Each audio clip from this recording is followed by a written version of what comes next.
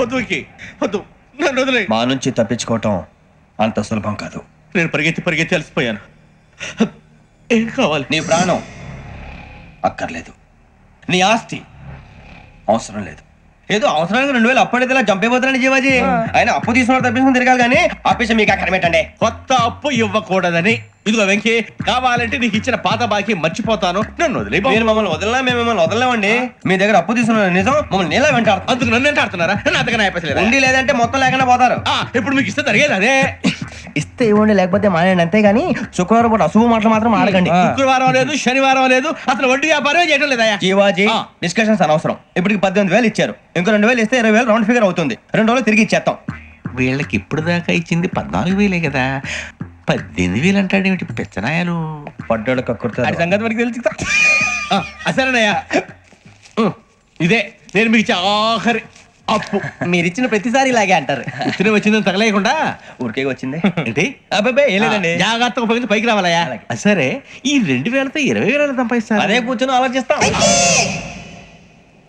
ఆ జీవగాడు ఎప్పటికైనా జీవితంలో పైకి రావాలంటాడు. రోజు ఇంత పైకి వస్తాం తెల్లడికి. రే, మనం దొరికిన వాళ్ళ దగ్గర అప్పు చేసి తాగెత్తనం. ఇలా ఎన్నాళ్ళు ఇచ్చే వాళ్ళు ఉన్నన్నాళ్ళు. తెలిసిన వాళ్ళందరూ అయిపోయారు, ఇంకెవరు మిగిలారా? అందుకే నేను ఎప్పుడూ అంటూ ఉంటాను, సర్కిల్ బెంచ్ మని ఒక రెండో పెంచుకుందామన్నా ఎవడు కోఆపరేట్ చేయట్లేదా? మనం చూస్తేనే జంప్ అక్కడ. అరే వడ్డీ ఎంతైనా పర్వాలేదు, అప్పు ఏంట్రా అంటే ఒక ముందు రాడే. ముందుకు వస్తే వాళ్ళు వెనక్కి వెళ్తారని భయం. భయం భయం భయం, ఎక్కడ చూసినా భయం. ఎన్నాళ్ళు భయం? మనల్ని చూస్తే మనకే పరమ అసహాయం చేస్తుంది. మనకే కాదు, ఊళ్ళో వాళ్ళందరూ కూడా అదే ఫీలింగ్. అందరూ డిగ్రీ 3 సంవత్సరాలు చదివి పాస్ అయితే మనం 6 సంవత్సరాలు చదివి పాస్ అయ్యాం. మరి ఉద్యోగం ఎవడి? ఉద్యోగాలు ఇవ్వక, అప్పులు ఇవ్వక, తాగేది ఎలాగా, బతికేది ఎలాగా? అరే మనం మాత్రం మనుషులం కాదా? మనకి కోరికలు ఉండవా? ఇప్పుడు మనం ఆలోచించాల్సింది అది కాదు, రేపటికి ఎవరిని చంపాలి. కాలనీలో ఎవరు సార్?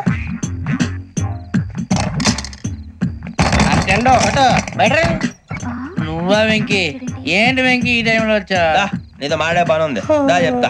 ఏ బాగా నిద్రొస్తుందా? సరిగానే రే, నువ్వు మమ్మల్ని చూసే తలిపేసావా? మామూలుగా వేసానా? మామూలుగా వేసేవాడివి. మీరు రావడానికి 1 నిమిషం ముందో, మేము వెళ్ళాక 1 నిమిషం తర్వాత వేయాలి కానీ బిలాల్ రాజా, నాకు నిద్ర వచ్చి పడుకుందామని తలుపేసుకున్నాను. అయినా నా ఇంటి తలుపులు నేను అడిగేసుకోవాలంటే తప్పు చేసిన కాక ఇంకా గేర్ సమాధానం చెప్తావా? మీ ఇంట్లో పెళ్లిడికి వచ్చిన ఆడపిల్లలు ఎదురున్నారు. ఇదిగో అమ్మాయిలు, మీతో ఎప్పుడైనా యథాశాలు వేసానా? విన్నారా? అడుగు తలుపులు వేసావు. అనవసరంగా గొడవ ఎందుకు ఇక్కడి నుంచి వెళ్ళండి. గొడవ? మీ ఇంటి మీద పడి ఎప్పుడైనా గొడవ చేశానా బినిగారు? లేదు బాబు. విన్నారా? చెప్పు, మమ్మల్ని చూసి తలుపులు ఎందుకు వేసుకున్నావు? అరే మాకు అప్పించిన వాళ్ళు కూడా మమ్మల్ని చూసి ఎప్పుడు తలుపులు వేసుకోలేదు. ఏం చేయాలి? మరి నువ్వు ఎందుకు వేసుకున్నావు? బాబు టప్ అయిపోయింది, బుద్ధి తక్కువ వేసాను చాలా.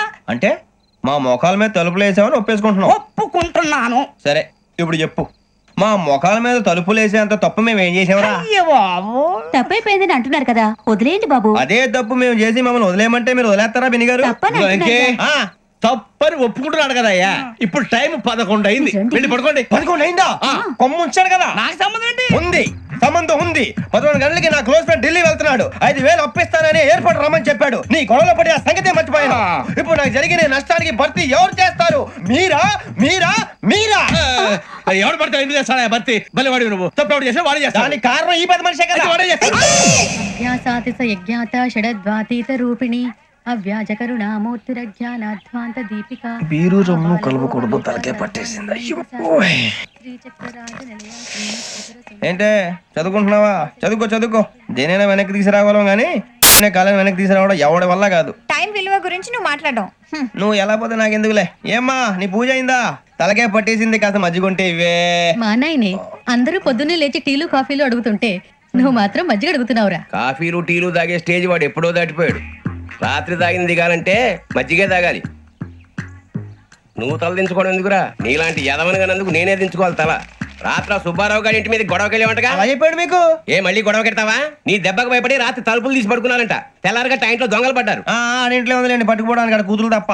ఎన్నాళ్ళు ఇలా బేవర్స్గా తిరుగుతావురా? ఇన్నాళ్ళని ఏం ఫిక్స్ అవ్వలేదండి. చిచి నాన్న, అమ్మా, కంబైన్ స్టైల్స్ కి ఫ్రెండ్స్ ఇంటికి పిలుద్దాం అంటే వీడికి భయపడి ఎవరు రావడం లేదు. నేనే చేశానే. వాళ్ళ వంక అదోలా చూస్తున్నావంట. గొప్ప ఫిగర్ అని అదోలా చూస్తాను. ఏదో మోహాలు వేసుకుని చదిగా ఆ గొంతు ఆ వాలకం చూడలేకపోతున్నాను రా బాబు. చిన్నప్పుడు వచ్చి నా అలాగే ఉన్నావు, తెగ ముడిచిపోయారు. ఇప్పుడు నచ్చట్లేదు నాన్నగారు మీకు? నేను యదవలతో డిస్కస్ చేయను. నేను చేస్తాను.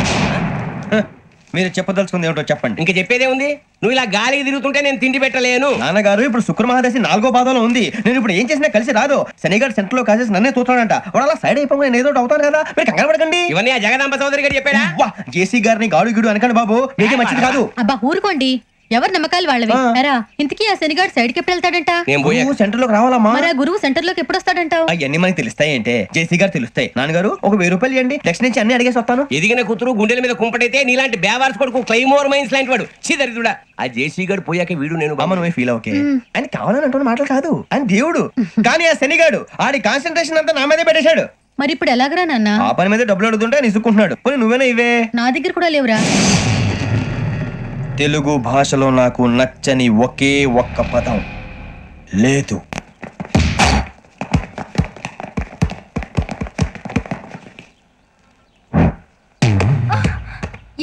అరే సూరే బాల్ తీసుకురారా.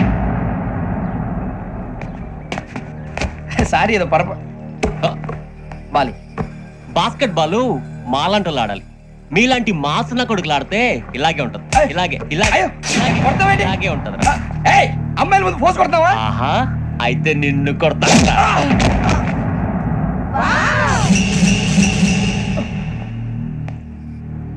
వాడు అమ్మాయిలు ఉన్నారని చూడరా ఎరా రెచ్చిపోతున్నాడు. బాస్కెట్ బాల్ మీ వాడి ఆట కానీ మీలాంటి మాసోళ్ళు ఆడే ఆట కాదంటున్నాడు రా. రే ఇంత ముందు 2-3 సార్లు కూడా ప్రతి విషయంలో జోక్యం చేసుకుని మనల్ని కొడుతున్నాడు రా. వాడిని ఏదో ఒకటి చేయాలరా, వాడిని వదలొద్దు.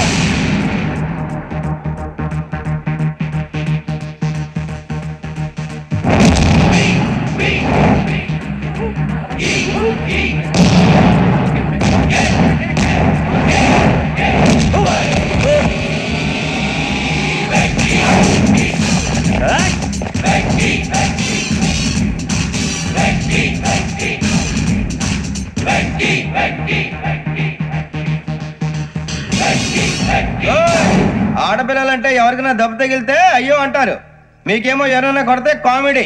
కొట్టినోళ్ళు మీ దృష్టిలో హీరోలు. ఇప్పుడు నేను పచ్చడి పచ్చడిగా కొడేస్తాను, నేను హీరోని అయిపోతానా? అయిపోతానా? అయిపోతానా? ఏంట్రా రెచ్చిపోతున్నావు? మాకు ఛాన్స్ ఇవ్వా?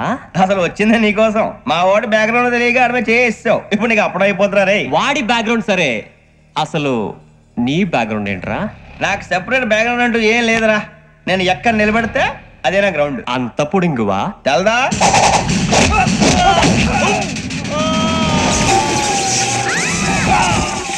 ఎవ్వా మన మామిడి కొట్టినప్పుడు వావ్ అన్నారు, ఇలాగే ఉంటుంది మరి.